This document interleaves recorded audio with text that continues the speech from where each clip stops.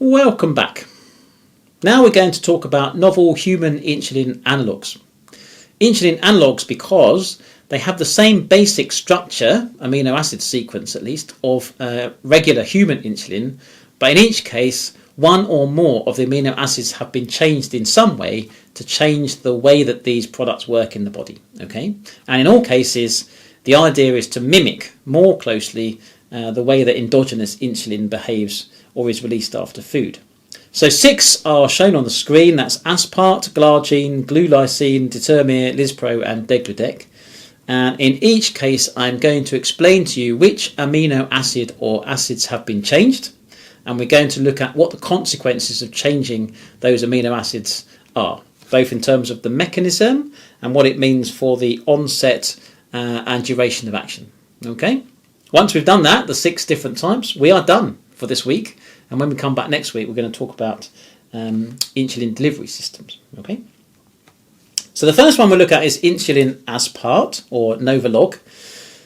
It's made by recombinant technology using yeast, so Saccharomyces cerevisiae in this case. So it will be labelled as recombinant human insulin analog. So you should be able to see that on the packaging for the product. In this case, the B28 proline residue in human insulin has been replaced with aspartic acid.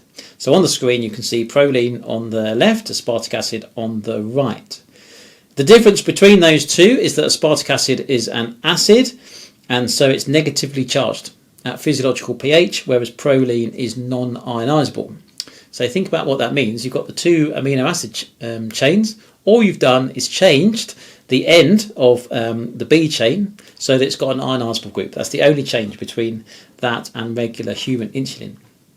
What is the consequence of this change, I hear you ask? The answer is that if neighbouring insulin molecules both have an extra charge on the end of their chain, remember, like charges repel, don't they? So because aspart will be charged at physiological pH, there will be charge repulsion between neighbouring insulin molecules because of those like charges, and so that stops the insulin starting to aggregate together.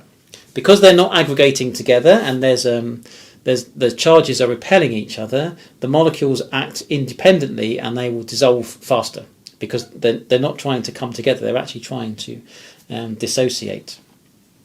It binds to the same receptor as normal human insulin, and if it's administered subcutaneously, at least, it has an onset time of 10 to 20 minutes, a peak action of 1 to 3 hours, and a duration of action of 3 to 5 hours, which is pretty fast if you remember the table we looked at earlier. And the reason is because it's the same as normal insulin, it's just been designed to dissociate faster. So you would expect the bioavailability of that particular form of insulin to be faster, wouldn't you? Glycine, next, sometimes known as apidra. Again, recombinant bacteria produced, by this case E. coli. It will be labelled as recombinant human insulin analog. In this instance, there are a couple of changes. So the B3 asparagine is replaced with lysine, and the B29 lysine is replaced with glutamic acid. So again, those 3 molecules are shown on the screen.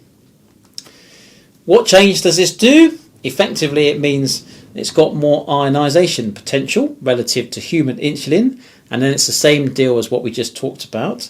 You've got increased charge repulsion because those molecules are going to be charged at physiological pH. That is going to prevent aggregation of the insulin molecules. It's going to help them act independently, and it's going to force them to dissolve faster. Same deal, it binds to the same receptor as normal human insulin. When administered subcutaneously, onset of action 5 to 10 minutes, peak action of around an hour, duration of action 2 to 4 hours. That's really fast, isn't it? Insulin lispro, or Humalog, same deal, recombinant bacteria produced by E. coli, labelled as recombinant insulin analog. In this instance, the B28 and the B29 amino acid residues in normal human insulin are reversed. So B28 is normally a proline, B29 is a lysine, and so they are simply reversed in sequence. So very similar structure to normal human insulin, just one subtle change. What does it do? It reduces the potential for hydrophobic interactions between molecules. So it's the same deal, increasing the charge repulsion between neighbouring molecules, forces the molecules apart, prevents aggregation, the molecules act independently, and so you get faster dissolution. I'm basically saying the same thing, aren't I, for these three derivatives, because they're designed to act in the same way. Okay, in all cases, you're trying to get the end of the chain to be charged and prevent aggregation. So when administered subcutaneously, onset time 10 to 20 minutes, peak action 1 to 2 hours, duration of action around 2 to 5 hours. Unlike the previous three insulins, insulin glargine, or Lantus, is designed to act more slowly. It's still produced by recombinant E. coli. It will still be labelled as recombinant human insulin analogue. But in this case, the residue A21, asparagine, is replaced with glycine, and two residues are added at the C terminus of the B chain. So the C terminus is residues B31 and B32, so two arginine residues are added at the end. The consequence of these changes is that the isoelectric point is changed, and it's completely soluble at pH 4, but is almost insoluble at pH 7.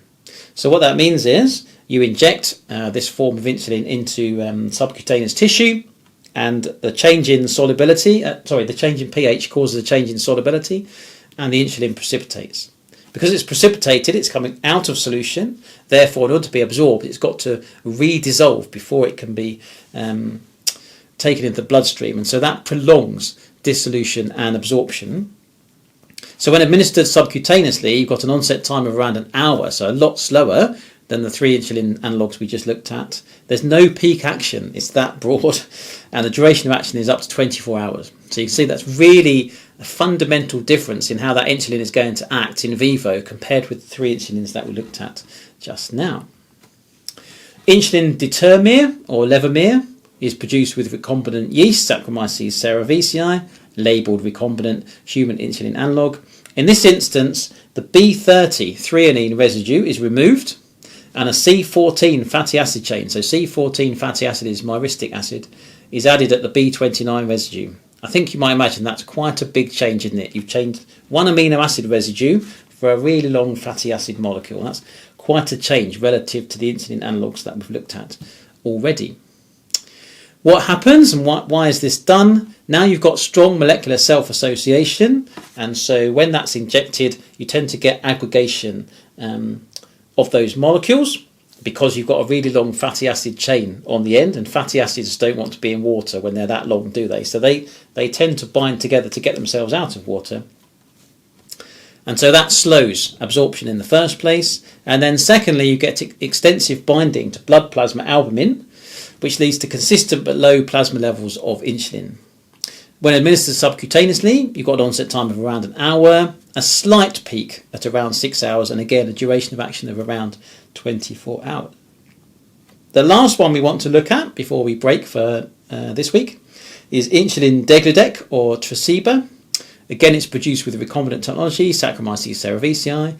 Again, it's labelled recombinant human insulin analogue, and in this instance the B30 threonine is removed, a glutamic acid spacer is added to the B29 lysine, and then hexadecanoic acid, or palmitic acid, so C16 acid, is added to the end. So very similar to what we just looked at. Instead of a C14 chain, now we've got a C16 chain. Okay. What happens here? This exists as diheximus. So remember we talked earlier about the hexamer form. In this instance, now we've got dimers of the hexamers. So now we've got 12 molecules coming together and forming aggregates. Once those are injected, the dihexamers form linear multi-hexamers that precipitate in the injection site. It's precipitating because all of that palmitic acid is trying to get out of solution. Because it's precipitated, it's not going to be absorbed into the bloodstream. It must dissolve before it can be absorbed, and the dissolution is a really, really slow process. It's got to break down into monomers before it can be absorbed into the bloodstream. Once it's in the bloodstream, because of the large fatty acid chain again, we get extensive binding to blood plasma albumin, and that also slows down the rate at which the insulin can interact with various receptors. So again, when administered subcutaneously, onset time of 30 to 90 minutes, no peak action, and a duration of action of up to 42 hours. So I think you can imagine If this was injected, you've got quite a long response to that insulin. So we really are trying to change the way that the insulin is acting in the body with these different forms. And it's really important that when you are giving insulin to various patients, that you understand what sort of insulin they're already on, because you don't want to change to one of these products if it's going to go for a long-acting insulin when they were on a short-acting insulin. It's really important to recognise that there are short-acting forms and long-acting forms, and they're not interchangeable. Okay? And these are the reasons why. Right, with that, we are done for this week. Next week, we're going to look at various insulin delivery systems. So, I'll see you then.